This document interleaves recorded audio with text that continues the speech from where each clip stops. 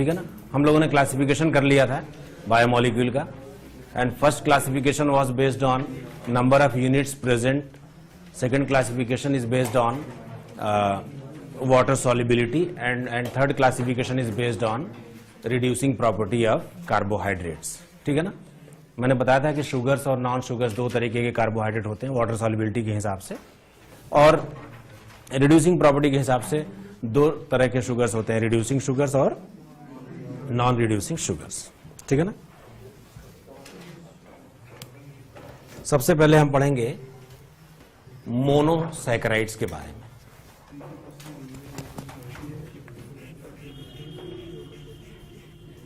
Monosaccharides,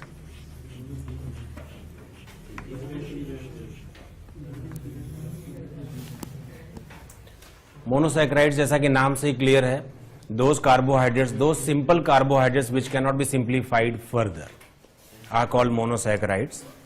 they are basically of two types. पहला है एल्डोजेस and second is ketoses.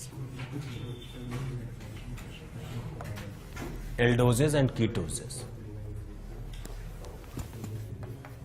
एल्डोजेस की बात पहले करेंगे।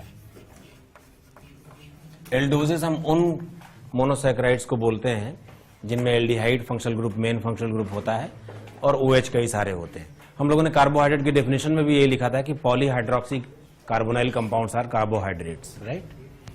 The general formula for aldoses is CHO, CHOH whole N, CH2OH, where N varies from 1 to 7,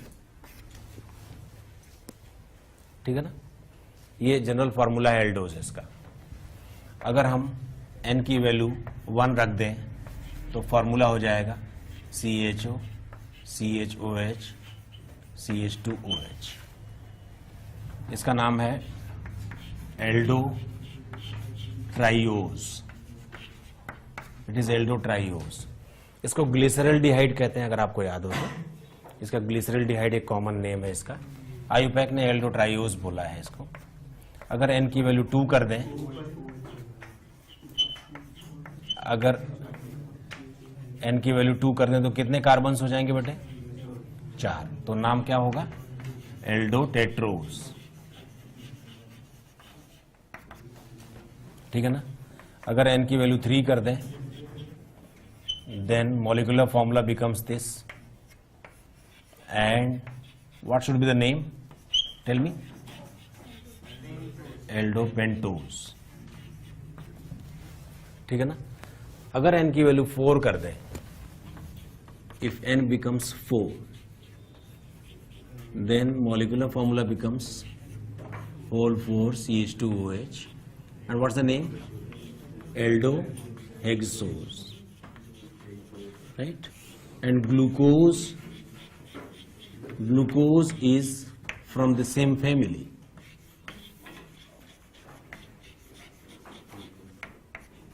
From this family, glucose is one of the members. There are 2 to the power 4 members possible in this family, and glucose, there are 2 glucose, one is plus and D and L, या plus and minus। आपको तो पता है ना D और L कैसे बताते हैं, ठीक है ना। हाँ, D and L कन्फिगरेशन का असाइनमेंट करना भी अभी सिखा दूंगा आपको। समझ में आ गई बात? तो ये जो ग्लूकोज है, glucose belongs to the family which is aldohexose, ठीक है ना। बात समझ में आ गई। And the second is ketoses. General formula is CH2OH, C double bond O, CHOH whole N, CH2OH. N may be from 0 to 6. If N is 0, the molecular formula of compound becomes this. And what is the name? Name is ketotriose.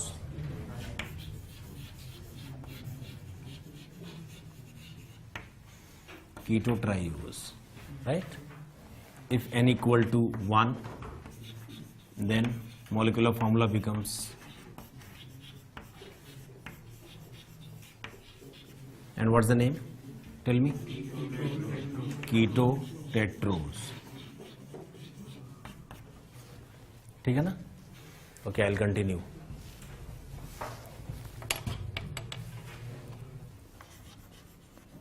Then it becomes CH2, C double bond O, CHOH, whole 4, whole 2, whole twice, CH2OH. And how many carbons? Tell me. 5. तो नाम हो जाएगा कीटो pentose. और अगर n की value 3 ले लें, then it becomes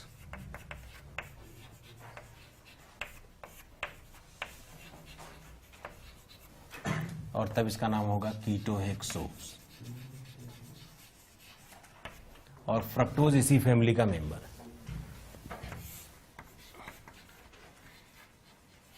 fructose is a कीटोहेक्सोज.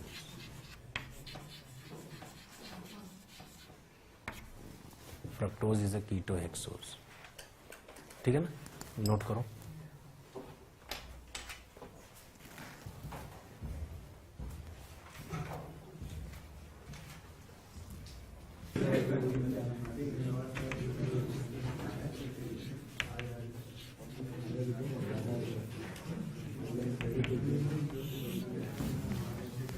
DL configuration is also known as relative configuration.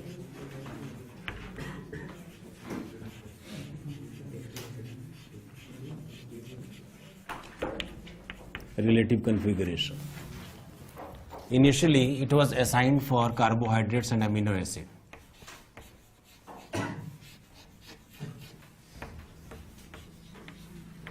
Assigned for carbohydrates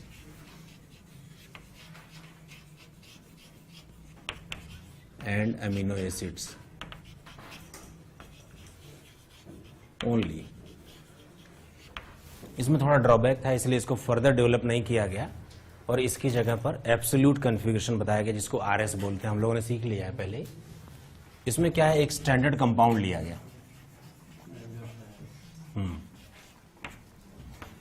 standard compound का नाम है ग्लिसरल्डिहाइड.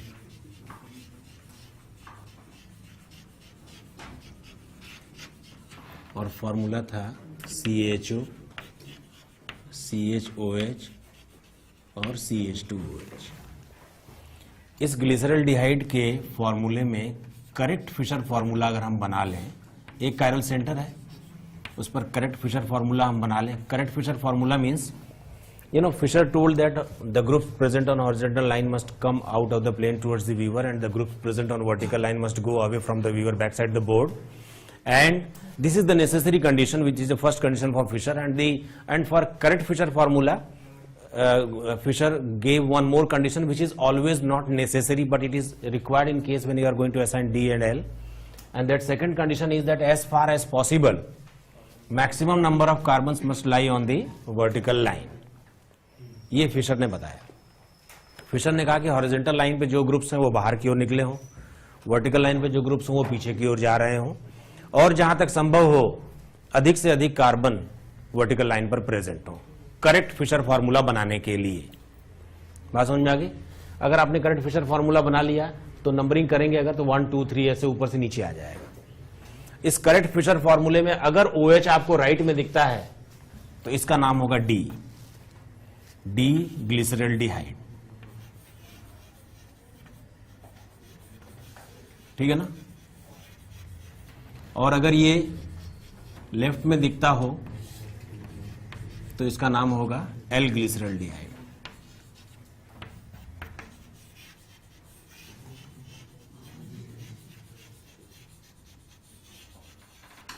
L glyceraldehyde.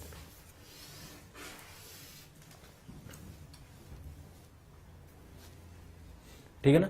और ये D और L एक दूसरे की मिरर इमेजेस होंगे, इनका मिक्सचर एनैंशियोमेरिक मिक्सचर कहलाएगा. ये एनैंशियोमर्स हैं एक दूसरे के. क्लियर होगी बात? और उस समय ऐसा कंसेप्ट बनाया गया कि डी ग्लिसरल्डिहाइड से शुरू करके जितने भी कंपाउंड बनाए जाएंगे वो सारे डी होंगे, और एल ग्लिसरल्डिहाइड से शुरू करके जितने भी कंपाउंड बनाए जाएंगे वो सारे एल होंगे। या किसी भी कार्बोहाइड्रेट को सिंपल करके ब्रेक डाउन कर करके अगर आप ग्लिसरल्डिहाइड तक ले आओगे तो अगर वो एल होगा तो एल ग्लिसरल्डिहाइड तक आएगा, और डी होगा तो डी ग्लिसरल्डिहाइड तक आएगा। लेकिन आप जानते हो, अच्छा उन्होंने कहा कि if you are not performing any action on chiral centre then configuration will never change. If you start with D-glyceraldehyde and you are not doing any reaction on chiral center, then all the new carbohydrates formed will be D only.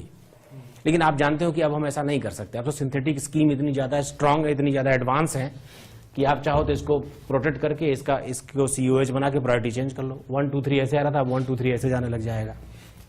बात समझ रहे हो? तो इन कमियों की वजह से D और L को बाद में फर्दर डेवलप नहीं किया गया, उसकी जगह एक नया कन्फिग्रेशन लाया गया जिसको हम बोलते हैं एब्सोल्यूट कन्फिग्रेशन। तो ग्लूकोज और फ्रक्टोज का भी दिखा देता हूं कि कैसे बनते हैं, ठीक है।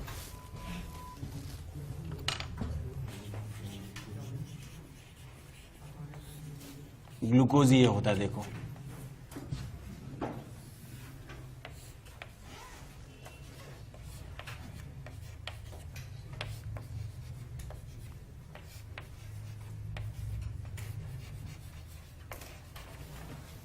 ग्लूकोज में करेक्ट फिशर फॉर्मूला ऐसे बना हुआ है 1 2 3 4 5 6। करेक्ट फिशर फॉर्मूला ऐसे बना हुआ है। इसका आयुपैक के अकॉर्डिंग इसका नेम क्या है? आयुपैक के हिसाब से 2D 3L 4D 5D। क्यों 2D 3L 4D 5D? और इसका पूरा नाम क्या है?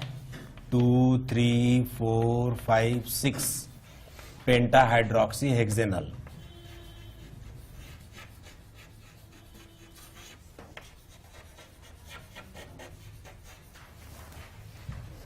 लेकिन ओल्ड नेम जो इसका ट्रिवियल नेम है वो है डी ग्लूकोज। पुराने जमाने में जो डी लिखा जाता था, ये डी कार्बन नंबर 5 पर जो कॉन्फ़िगरेशन है उसको देखकर लिखा जाता था। इसके बारे में ये पहले से ये व्यवस्था बनाई गई है कि यहां पर उस कार्बन का कॉन्फ़िगरेशन लिखा जाएगा, उस कायरल कार्बन का जो मेन फंक्शनल ग्रुप से सबसे ज्यादा दूरी पर है, the highest numbered chiral carbon, या फिर हाईएस्ट या फिर फारदेस्ट कायरल कार्बन, ठीक है ना। L glucose will be the mirror image of D glucose. तो जो कायरल सेंटर नहीं है उन पर आपको मिरर इमेज जैसी व्यवस्था मेंटेन करने की जरूरत नहीं है, केवल कायरल सेंटर्स पर मिरर इमेजेस मेंटेन कर दीजिए।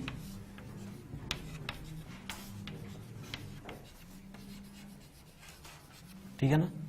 इसका नाम क्या हो जाएगा? आयुपैक के हिसाब से इसका नाम क्या हो जाएगा बोलो? 2L 3D 4L 5L, और बाकी नाम तो वही रहेगा ना। स्टीरियो आइसोमर्स के नाम तो आयुपैक नेम तो सेम होते हैं ना, केवल ओरिएंटेशन का फर्क होता है। And why this L? Because C5 is having, this is the configuration of C5. Configuration of C5, highest numbered chiral center, ये भी वही है, configuration of C5। इस बात को ध्यान में रखना बहुत जरूरी है क्योंकि इसका यूज करके क्वेश्चंस बनाए जाते हैं, ठीक है ना। मान लो उन्होंने बोल दिया कि भाई डी ग्लूकोज है, या एक कंपाउंड है डी एल्डोहेक्सोज है, मान लो उन्होंने बोल दिया कि there is a compound which is D aldohexose. तो उस एल्डोहेक्सोज में फॉर्मूला तो ऐसा ही होगा, हमें OH और H की डायरेक्शन का पता नहीं, लेकिन कार्बन नंबर 5 पर पता है निश्चित तौर पर। कार्बन नंबर 5 पे तो निश्चित रूप से OH राइट में ही रहना है, ठीक है। नोट करो,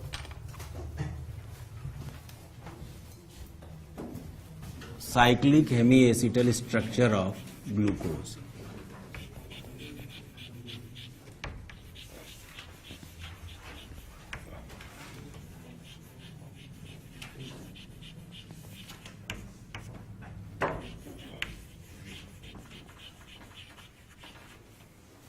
cyclic hemiacetal structure of glucose, ठीक है ना। क्या होता है अगर मान लो हमने डी ग्लूकोज लिया है,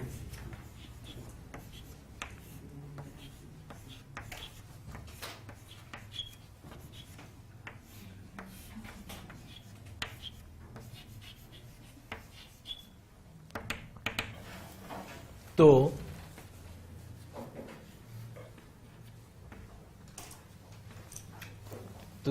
कार्बन नंबर 5 पर जो OH है वो इस कार्बोनाइल पर अटैक करता है। आपको तो पता है कार्बोनाइल कार्बन के ऊपर एल्कोहल की रिएक्शन होती है तो हेमी एसिटल और एसिटल बनते हैं। एक बार हम लोग बात कर रहे थे, मैं आपको बता रहा था कि हेमी एसिटल्स अनस्टेबल होते हैं, लेकिन कुछ साइक्लिक हेमी एसिटल्स हैं जो स्टेबल होते हैं। तो ये वही वाले साइक्लिक हेमी एसिटल बनने जा रहे हैं जो स्टेबल होते हैं, ठीक है ना। जब ये बनेगा तो ये जो अटैक है ये फ्रंट से भी हो सकता है और बैक से भी, because this carbon is sp2 and it is going to be converted to sp3 and chiral, so it can be इधर R और S, ठीक है ना। तो अगर मान लो ये बने तो OH अगर राइट में आ जाए तो इसको हम अल्फा D प्लस ग्लूकोज बोलते हैं। और इसमें आप देखें एक 6 मेंबर्ड रिंग बन जाएगी इंक्लूडिंग ऑक्सीजन, ठीक है ना। This is alpha D plus glucose. देखो जो ग्लूकोज है ना ये D प्लस ग्लूकोज है।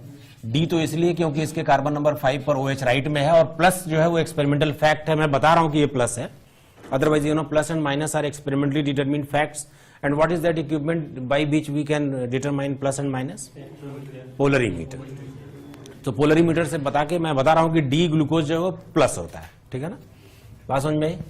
अगर ये OH राइट साइड हुआ तो अल्फा D प्लस ग्लूकोज, और कार्बन नंबर 1 पर ये OH लेफ्ट साइड भी हो सकता है, ठीक है ना। तो ऐसे में ये होगा बीटा D प्लस ग्लूकोज। बाकी सभी कार्बनों पर कॉन्फ़िगरेशन में कोई चेंज नहीं आएगा, सिर्फ कार्बन नंबर 1 पर चेंज आया है। तो ये है बीटा D प्लस ग्लूकोज। इनके बीच में क्या रिलेशन है? Are they identical? Are they enantiomers, mirror images? Are they diastereomers? Alpha or beta? Are they mirror images? No. They are having difference in confusion only at carbon number 1. Otherwise, so they are diastereomers. So alpha or beta forms are diastereomers, and in solid state, glucose is present in hemiacetal cyclic structure form, and beta is little more stable. Beta is percentage wise more. Solid state में glucose इन्हीं cyclic forms में पाया जाता है, alpha और beta की forms में, जिसमें बीटा थोड़ा ज्यादा स्टेबल है। और ये दोनों एक दूसरे के डायस्टेरियोमर्स हैं, और इनको एनोमर्स भी कहा जाता है, ठीक है ना। इनको एनोमर्स कहा जाता है। और ये वाला कार्बन जिस पर ईथर का भी लिंक है और OH का भी लिंक है, ऐसा कोई कार्बन जिस पर OH भी है और ईथर भी है, ऐसे कार्बन को हम एनोमेरिक कार्बन बोलते हैं।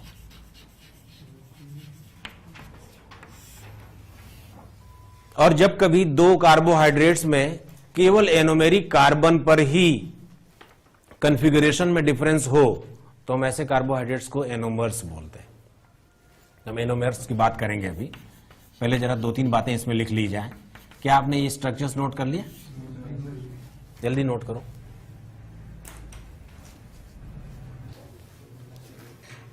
हेमीसाइक्लिक structure of glucose are stable. Hemicyclic structures of glucose are stable, and glucose in solid state is present in alpha and beta forms, beta being more stable, and glucose in solid state is present in alpha and beta forms, beta being more stable. एक और point लिख लो। Alpha and beta are enomers of alpha and beta are diastereomers, and they are called enomers of each other. Alpha and beta are diastereomers of each other, and they are also known as enomers. ऐसे लिख लो। And they are also known as enomers. Alpha and beta are diastereomers of each other, and they are also known as enomers. एक point और लिखो।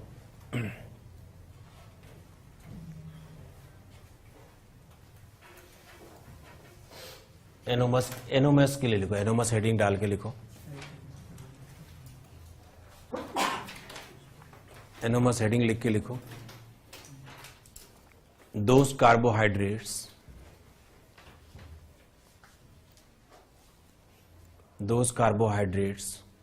which differ in configuration,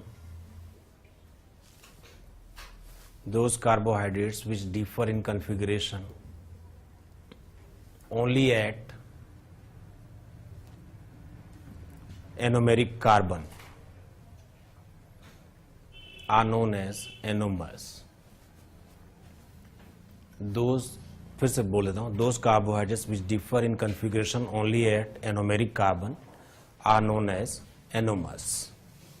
For example, alpha and beta glucose.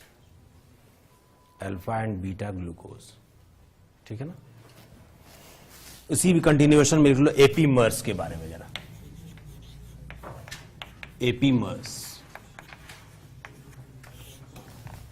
Epimers की बात नहीं चल रही है, लेकिन क्योंकि आइसोमर्स की बात चल रही है तो एनोमर्स के साथ ही एपीमर्स भी नोट करके रख लो। एपीमर्स के लिए लिखो दोज कार्बोहाइड्रेट्स, एपीमर्स के लिए लिखना those carbohydrates which differ in configuration. I repeat, those carbohydrates which differ in configuration only at one carbon other than anomeric carbon. I repeat, two carbohydrates which differ in configuration only at one carbon other than anomeric carbon are known as epimers. आप समझ रहे हो क्या? Anomeric से अलग किसी एक ही carbon पर केवल डिफरेंस हो तो एपीमर्स। एग्जाम्पल के लिए लिख लो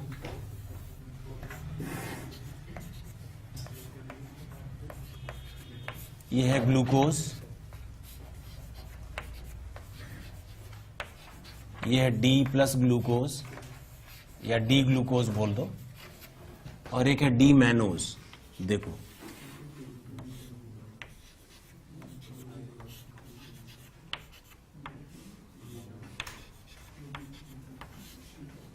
डी मैनोज, मैंने गलती कर दी ना, C2 एपीमर्स है ये, यानी 2 पर यहां है OH, it is D mannose. And you see, these two structures differ in configuration only at one carbon, that is C2. क्यों?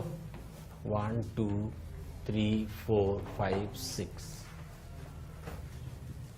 1, 2, 3, 4, 5, 6.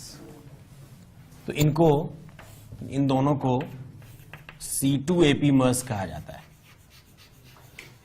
जब हम एपीमर्स का रिलेशन इस्टेब्लिश करते हैं तो हम उस कार्बन का नंबर भी लिखते हैं जिस कार्बन पर केवल डिफरेंस आया है, और वो कार्बन एनोमेरिक कार्बन नहीं होना चाहिए, यानी कि वो ऐसा कार्बन नहीं होना चाहिए जिस पर OH भी हो और ईथर लिंक भी हो। ठीक है ना, नोट करो।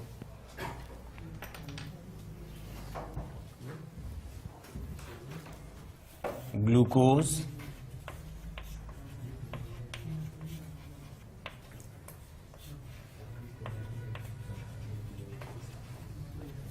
ये है डी ग्लूकोज,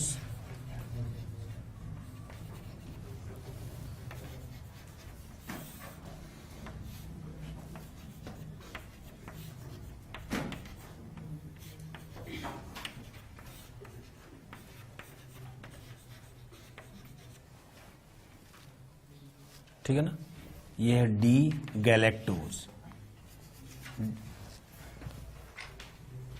मैंने मिस्टेक कर दी, C5 नहीं है, C4 पर।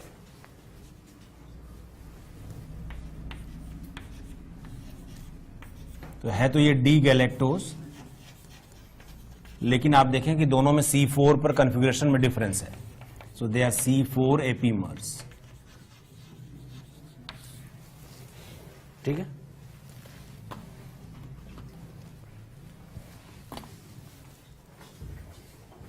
समझ में आई बात? हैवर्थ स्ट्रक्चर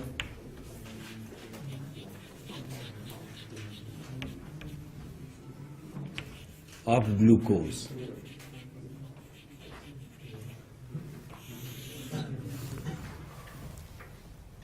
ये एक्चुअली एक साइंटिस्ट का नाम है, इनका पूरा नाम था R.D. हैवर्थ।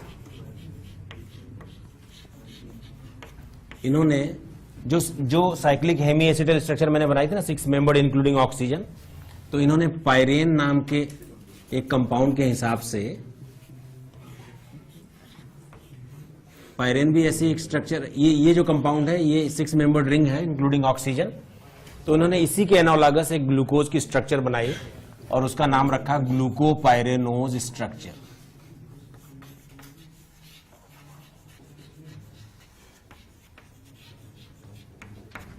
ये this compound is named as pyran, और इसी की नकल करके इन्होंने ग्लूकोज की स्ट्रक्चर बनाई, पायरेनोज स्ट्रक्चर, पूरा नाम रखा ग्लूकोपाइरेनोज स्ट्रक्चर। ठीक है ना? कैसी होती है साहब स्ट्रक्चर? वो 6 मेंबर रिंग मैंने आपको बताया था ना। तो इन्होंने कहा कि ऑक्सीजन को यहां रख लो, ये एक 6 मेंबर रिंग रहेगी। मतलब ये, like I want to show that this ring is kept before you horizontally. Can you visualise? ये रिंग ऐसे रखी हुई है आपके सामने, ऐसे। इसमें जो ग्रुप्स हैं वो ऊपर और नीचे, ठीक है ना? This is carbon number 1, this is 2, 3, 4, 5 और 6 कार्बन रिंग का हिस्सा नहीं। Carbon number 6 is not the part of ring.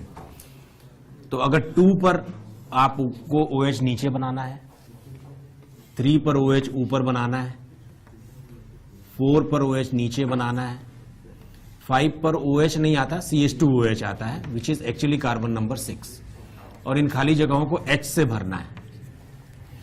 अगर कार्बन नंबर 1 का OH नीचे आया तो इसका नाम होगा अल्फा D प्लस ग्लूकोज।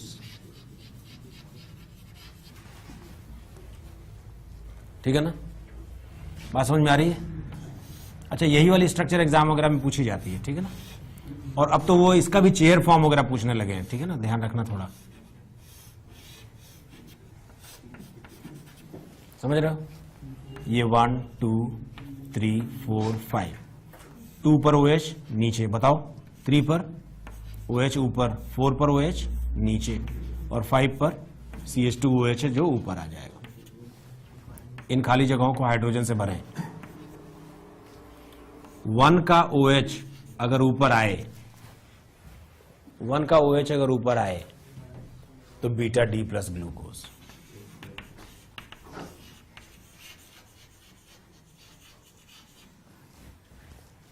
ठीक है ना? बात समझ में आ रही है?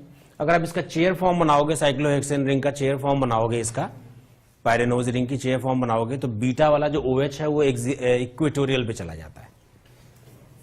ठीक है ना? बीटा वाला OH इक्वेटोरियल पे चला जाता है और अल्फा वाला OH एक्सियल पर चला जाता है। ठीक है ना? क्यों नहीं बन सकता? देख भाई, ऐसे बनाता है ना वो।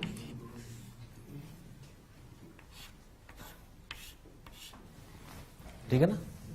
तो जो बीटा, जो कार्बन नंबर 1 यहां पर है, तो बीटा फॉर्म पे जो OH है वो इक्वेटोरियल और जो H है वो एक्सियल, जबकि अल्फा फॉर्म में जो OH है वो नीचे की ओर है, तो वो एक्सियल आ जाएगा। तो आपको तो पता है कि एक्सियल पर डाई एक्सियल रिपल्शन होता है, और बड़े ग्रुप अगर इक्वेटोरियल पर हो तो सुखी होते हैं। मैंने इसीलिए लिखवाया था कि बीटा थोड़ा ज्यादा स्टेबल है। अभी बात हुई थी कि beta is little more stable as compare to alpha, although they are enomers of each other, but beta is little more stable, and in solid state glucose is present in alpha beta forms and beta is slightly more stable. ठीक है ना? बात हुई थी। Cyclic structure है, this cyclic hemicyclic structure of benzene is present when not benzene, I'm sorry, hemicyclic structure of glucose is present when glucose is present in solid state. अब मान लो कोई रिएजेंट आप ले आते हैं जो वीक है, जो इस हेमीसाइक्लिक स्ट्रक्चर को तोड़ नहीं सकता, तो उसको CHO नहीं मिलेगा। जनरली क्या होता है, जो रिएजेंट्स आते हैं वो इसको ब्रेक कर देते हैं, जब ब्रेक करके ओपन चेन में बदलता है तो इसके पास एक CHO आ जाता है। Free CHO group is present, free aldehyde group is present in case when this hemicyclic structure is broken and is converted to open chain glucose structure, और तब एल्डिहाइड की जो रिएक्शंस है वो हो जाएंगी। लेकिन मान लो कोई ऐसा रिएजेंट है जो इतना ताकतवर नहीं है कि वो हेमीसाइक्लिक स्ट्रक्चर को तोड़ सके, तो वो रिएक्शंस नहीं हो पाएंगी। जैसे DNP टेस्ट नहीं देता ये ग्लूकोज, सोडियम बाइसल्फाइड्स के साथ टेस्ट नहीं देता। क्यों? क्योंकि वो वीक रिएजेंट्स हैं और वो हेमीसाइक्लिक स्ट्रक्चर की रिंग को ब्रेक नहीं कर पाते और उनको फ्री स्टेट में एल्डिहाइड ग्रुप नहीं मिलता, तो इसीलिए वो रिएक्शन नहीं शो करते। जबकि आप जानते हैं कि डीएनपी जो है वो कार्बोनाइल का टेस्ट है, सोडियम बाइसल्फाइड का टेस्ट भी कार्बोनाइल नहीं देते, लेकिन ग्लूकोज वो टेस्ट नहीं देता। ठीक है ना?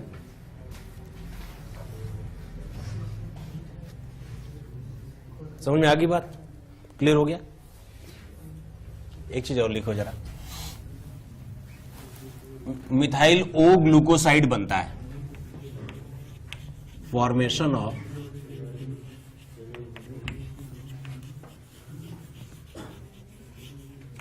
Methyl O glucoside. ये जो मैं रिएक्शन पढ़ाने जा रहा हूं, इस रिएक्शन से हमें ये एविडेंस मिलता है, एक्सपेरिमेंटल एविडेंस मिलता है कि ग्लूकोज साइक्लिक फॉर्म में प्रेजेंट रहता है। ठीक है ना? बात समझ में आ गई? जरा देखो, अगर मान लो ग्लूकोज जो है वो साइक्लिक फॉर्म में प्रेजेंट है, मान लो हमने अल्फा डी प्लस ग्लूकोज ले रखा है, ऐसे हेमीसाइक्लिक स्ट्रक्चर ले लेता हूं, हेमी एसिटल स्ट्रक्चर।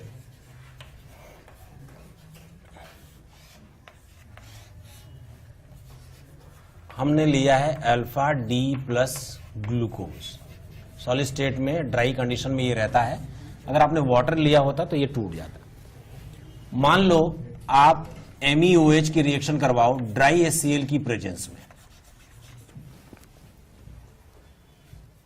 मतलब reaction is carried out in dry conditions and water is not there, तो हम ये देखते हैं कि ये जो HCl है ये यहां से H2O निकालकर प्लस चार्ज बना देगा, जो एक नॉर्मल एल्कोहल की रिएक्शन होती है।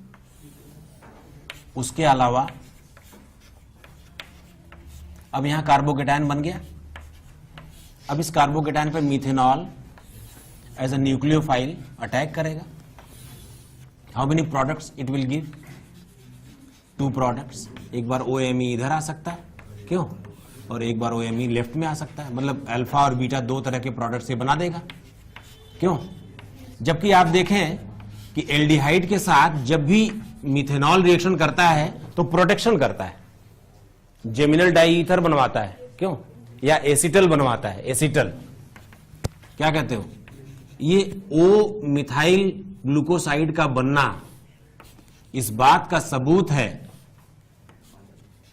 कि ग्लूकोज साइक्लिक फॉर्म में प्रेजेंट रहता है ड्राई कंडीशंस में, और 2 ग्लूकोसाइड का बनना और भी कंफर्म करता है कि कार्बोकेटायन के थ्रू ये रिएक्शन हुई है। ये है अल्फा और ये है beta O methyl glucoside.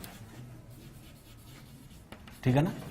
So formation of alpha and beta O methyl glucoside is an evidence, is an experimental evidence in the support that glucose is present in cyclic form. And when you are carrying the reaction in dry condition, ring is not open. That's why this structure behaves just like an alcohol. क्यों? Alcohol से dehydration हुआ, कार्बोडाइन बना और उसके ऊपर methanol का nucleophilic attack हो गया। अगर कहीं ये ओपन हो गई होती स्ट्रक्चर और आपने इसे ड्राई कंडीशंस में MEOH लिया होता ड्राई HCl के साथ, तो क्या ये प्रोटेक्शन नहीं कर लेता? क्यों? OMe कर लेता है कि नहीं कर लेता? अभी हम लोगों ने पढ़ा है एसिटल फॉर्मेशन, जिसमें हम CHO ग्रुप का प्रोटेक्शन करके रिएक्शन करवाते हैं आगे ड्राई कंडीशन में, और पानी डालोगे वापस चला जाएगा। ये it is a reversible process. Dry HCl की प्रेजेंस में प्रोटेक्शन होता है। ग्लूकोज का प्रोटेक्शन नहीं हुआ मिथेनॉल के साथ एसिडिक मीडियम में ड्राई HCl की प्रेजेंस में। इसका मतलब क्या है? इसका मतलब ड्राई कंडीशन में ग्लूकोज में CHO ग्रुप अवेलेबल नहीं, और ये तभी संभव है जब वो साइक्लिक फॉर्म में स्टेबल रहता हो। You understand this point? Note करो जरा। NCERT मैंने आपको रिक्वेस्ट किया था कि NCERT ले आए। म्यूटा रोटेशन,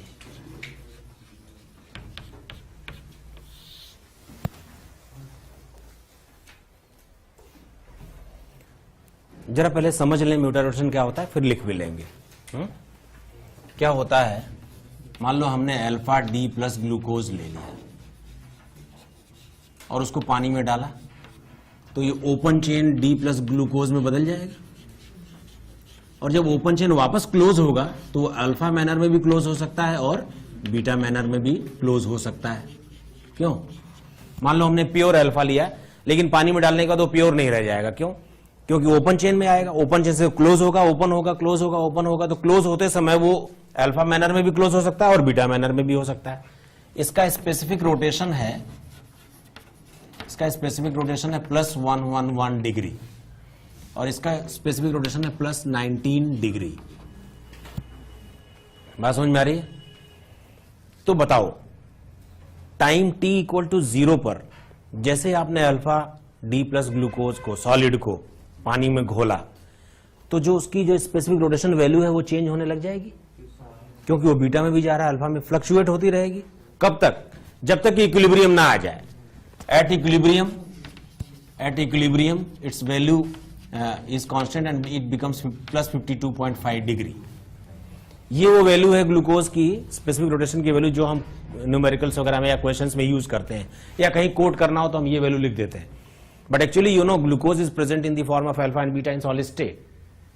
अच्छा, प्योर अल्फा या प्योर बीटा का हम यूज भी नहीं कर सकते, क्योंकि जैसे आपने पानी में डाला वैसे ही वो कन्वर्ट हो जाना है, इक्विलिब्रियम में आ जाना है। उस इक्विलिब्रियम के स्टेब्लिश होने के पहले जो स्पेसिफिक रोटेशन की वैल्यू में स्पॉन्टेनियस चेंजेस आए उसी को म्यूटा रोटेशन बोलते हैं। ठीक है ना? बात समझ में आ रही? लिखो जरा, the spontaneous change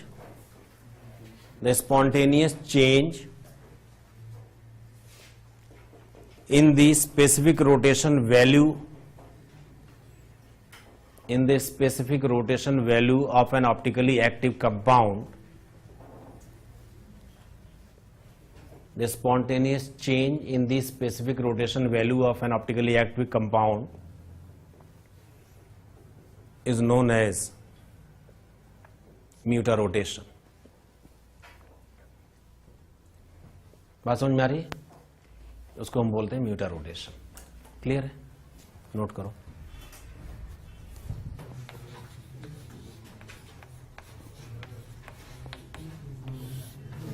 fructose molecular formula वही है जो ग्लूकोज वाला है, C6H12O6।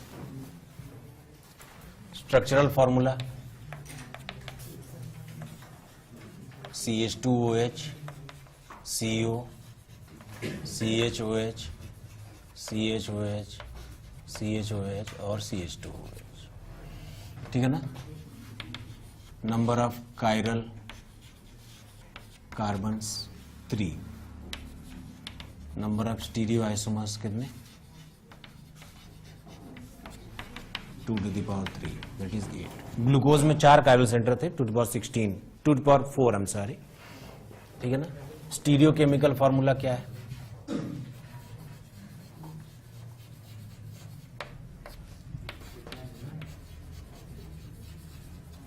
स्टीरियो केमिकल फॉर्मूला क्या है भाई?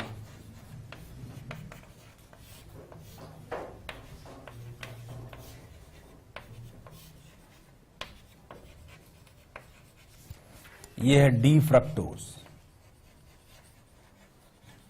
Y D? Tell me why D?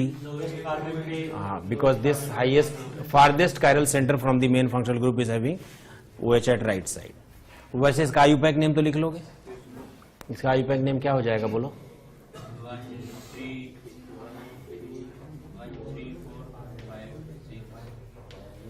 पहले तो लिखना 3D, 3L, 4D, 5D, ये तो कन्फिग्रेशन हो जाएगा। फिर आप लिख लोगे 1, 3, 4, 5, 6 पेंटाहाइड्रोक्सी हेक्सेन 2O। ठीक है ना?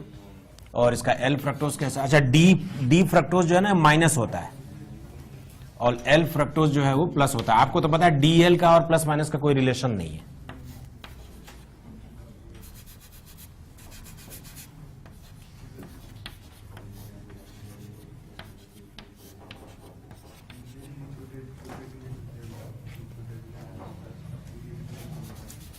डी और एल एक दूसरे की मिरर इमेजेस होते हैं। ठीक है ना?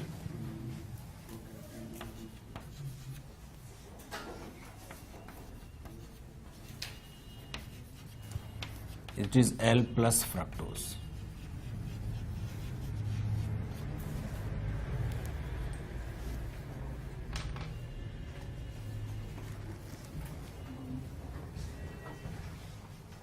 Structure of fructose.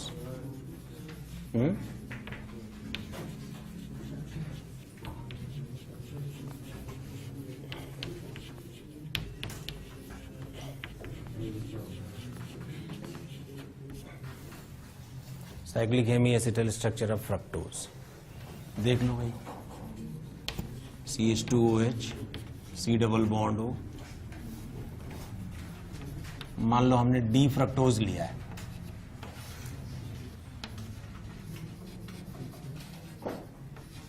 तो ये जो OH ग्रुप है ना कार्बन नंबर 5 पर 1 2 3 4 5 6, तो कार्बन नंबर 5 पर जो OH ग्रुप है यही कार्बोनाइल पर अटैक करता है।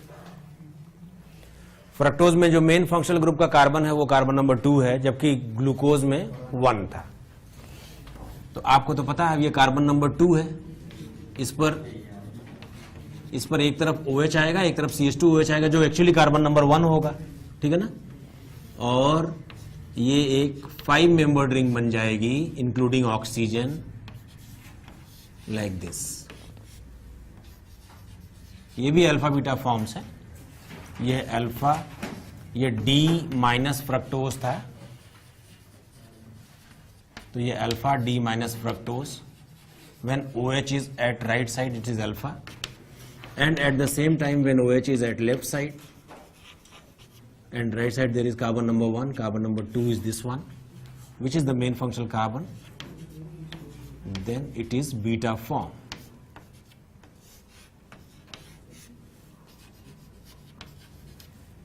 This is beta D minus fructose. ये दोनों भी एनोमर्स हैं, क्योंकि एनोमेरिक कार्बन पर डिफरेंस आया है। एनोमेरिक कार्बन जरूरी नहीं कि कार्बन नंबर 1 हो। Anomeric carbon is that carbon in which OH and ether both links are present, ठीक है। तो केवल एनोमेरिक कार्बन पर ही कन्फिगरेशन में डिफरेंस आए तो इनको एनोमर्स कहा जाता है। मैंने पहले ही बता दिया आपको। So alpha beta forms of fructose are actually anomers, ठीक है ना। इसको भी हेवार्थ ने हेवार्थ स्ट्रक्चर बनवाई है, इसमें भी हेवार्थ स्ट्रक्चर्स ऑफ फ्रक्टोज। इसमें हेवार्थ साहब ने फ्यूरेन नाम का एक कंपाउंड, उससे इंस्पिरेशन लेकर, फ्यूरेन नाम का ये कंपाउंड है, इसी से इंस्पिरेशन लेकर 5 मेंबर्ड साइक्लिक रिंग बनाई जिसमें ऑक्सीजन प्रेजेंट है, उसका नाम रखा फ्रक्टोफ्यूरेनोज स्ट्रक्चर।